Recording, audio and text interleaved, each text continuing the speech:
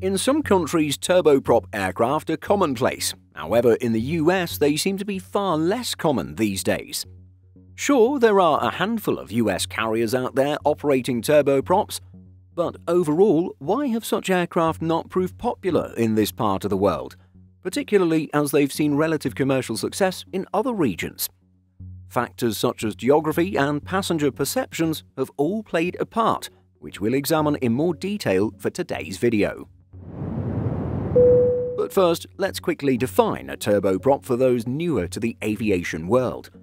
Turboprop aircraft are small, almost always narrow-body aircraft powered by turbine propeller engines. Throughout the decades, there have been two primary manufacturers of turboprop aircraft: Canada-based Bombardier and the European collaboration between Airbus and Italy's Leonardo, known as ATR.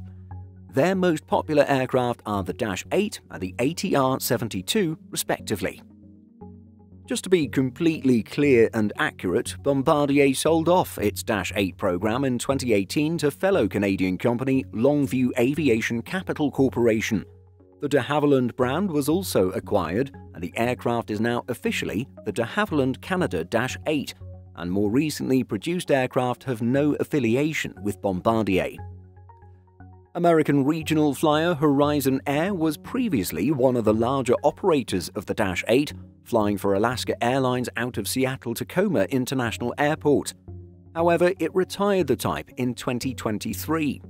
Thus, currently no major US carriers operate the ATR 72, while only a very limited number of airlines fly the Dash 8. Examples of smaller carriers include Raven Alaska and Silver Airways, which operates in Florida, the Bahamas, and the Caribbean. This relative absence of turboprops relative to regional jets has not always been the case. Indeed, several airlines have operated turboprop aircraft in the past, only to go on to retire them. Both United Express and Piedmont Airlines, operating services for American Eagle, the regional subsidiary of American Airlines, made their last turboprop flights in 2018. According to Business Traveler, American Eagle Flight 4297 from Charlotte to Salisbury was the airline's last Dash 8 flight on July 3, 2018. When it comes to the ATR 72, this aircraft's last flight with a US network airline dates back even further to 2013, when American Eagle operated its final turboprop service. And so, why have US airlines fallen out of love with turboprop aircraft, favoring larger jets instead? Well, geography plays a part. Turboprop aircraft are capable of operating at so-called hot and high airports, where extreme temperatures and altitudes can make flying jet aircraft difficult.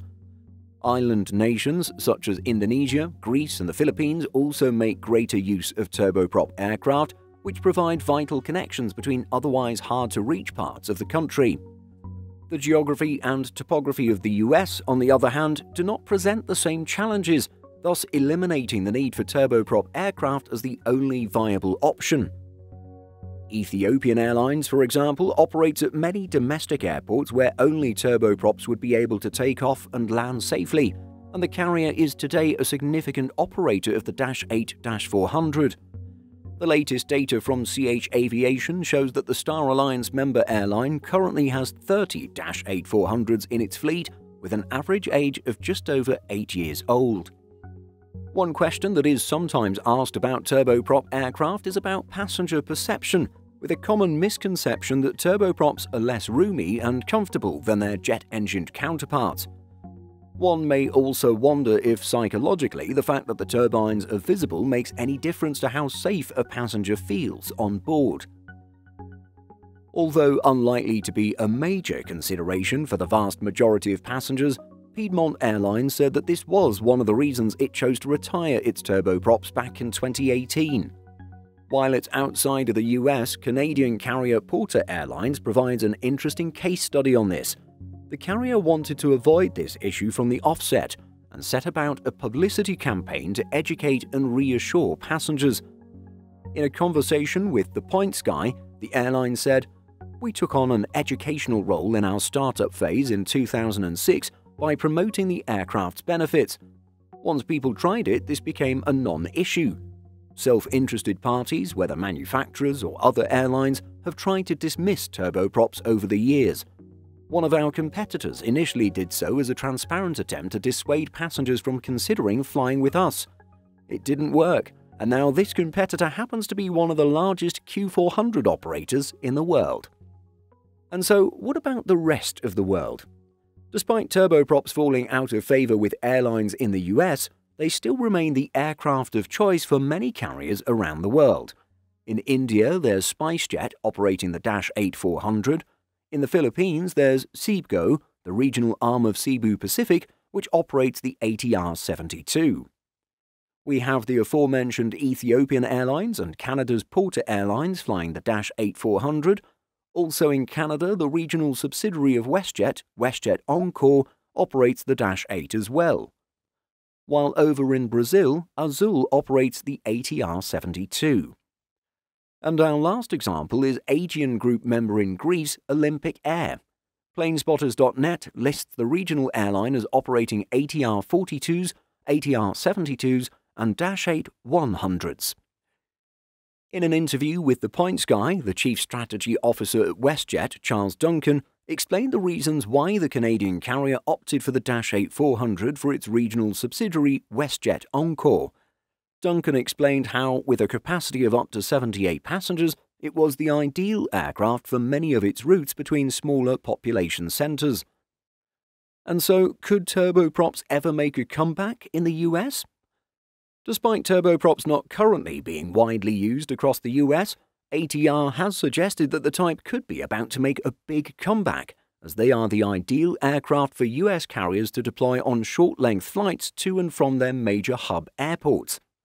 In an interview with USA Today, the manufacturer's former CEO, Patrick de Castelbajac, said, "Today we've got jets which are operated on routes of even less than 100 miles. When you do a 100-mile route with a jet, you burn an awful lot of fuel. It's bad for the environment. It's also uneconomical because it costs a fortune." De Castelbajac went on to add, "The time difference between flying a jet and turboprop is not that big, whereas the fuel impact, the cost, the impact on the environment is very significant." As airlines across the country look to replace their aging regional aircraft, will we see turboprops rising in popularity? It's hard to say with the US market, although a combination of new technologies combined with stricter emissions requirements could change the playing field. The highly anticipated next-generation turboprop from Embraer seems to be either moving very slowly or be in limbo. However, ATR is working on its next generation of turboprops, branded as Evo. In 2022, the company secured the backing of its board and shareholders to analyze the feasibility of a next-generation turboprop that targets a 20% fuel and CO2 emissions reduction and double-digit lower operating and maintenance costs over the current generation ATRs. ATR had expected to launch the program in 2024, with an entry into service target of 2030. However, the program launch date was pushed back to 2025 as it continues to study feasibility. So, what do you think of turboprop airliners? Have you flown on any during your travels? Share your experiences by leaving a comment. Simple Flying publishes over 150 articles every week. If you're looking for the latest aviation news and insights, visit simpleflying.com.